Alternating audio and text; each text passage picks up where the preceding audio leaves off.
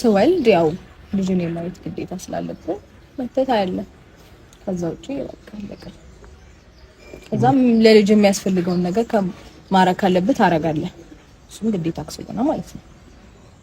አለቀ በቃ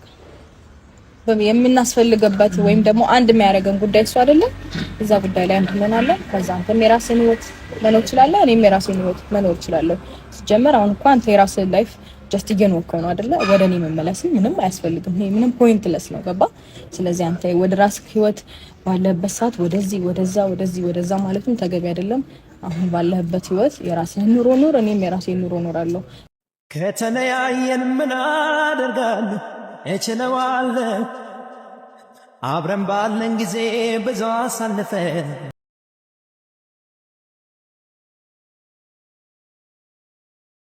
በጣም እንግዲህ ሩታ በጣም ትክክል የሆነ አነጋገር የተመቸኝ እና በጣም አስደንጋጭ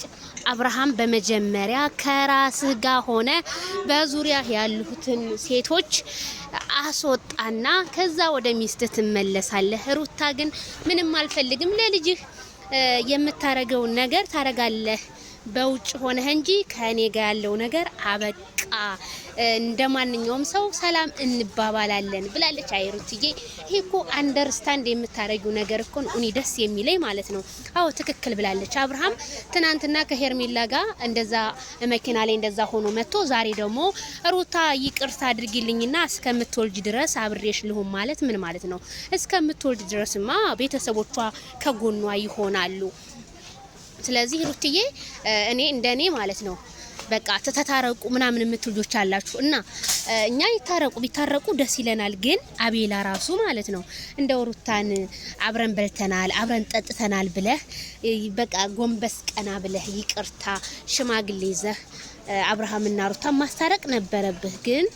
እሱ ግን ምን ያያረገ ነው በቃ በተለያየ ዩቲዩበሮች ቤት እየመጣ ከተለያዩ ልጆች ጋር መነጋገር ስለሩታ ይሄን ባረገው ይሄ ቢወጣ እንደዚህ ሳይሆን ዋኔ ሰው ሊቁም ነገሩ ማለት ነው አቤላ ሩታዬን ይቅርታ ብለ ተንበርክከ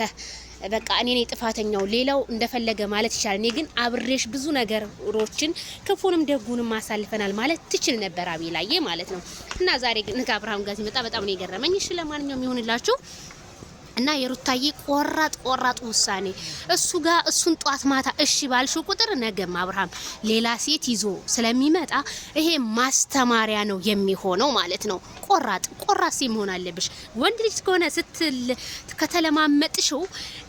ራስሽ ላይ ልውጣ ነው የሚለው ስለዚህ ወንድ ልጅን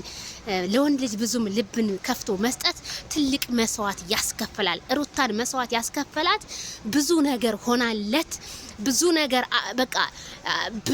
ከምላችሁ በላይ ፌመስ አስደርጋው ዛሬ ግን ከተለያዩ ሴቶች ጋር መጥቷል አብርሃም ምክንያቱም አንዳንድ ወንዶች ማለት ነው ትናንት መስዋዕት የከፈለላቸውን ሰው ይሰውና ቅይር ብለው ልብስ ነው ሲቀየር የምናቀውና ከሌላ ሰዎች ጋር ይሆናሉ ይሄም ማለት አብርሃም እንግዲህ ተወዳጅ የሆነው ዛሬ ከተለያዩ ሴቶች ጋር ሲመጣ የብዙዎቻችን ጥያቄ ቢሆንብንም እሱ ግን ብርን አስቀድሞ ሚስቱን አልፈልግም ወይም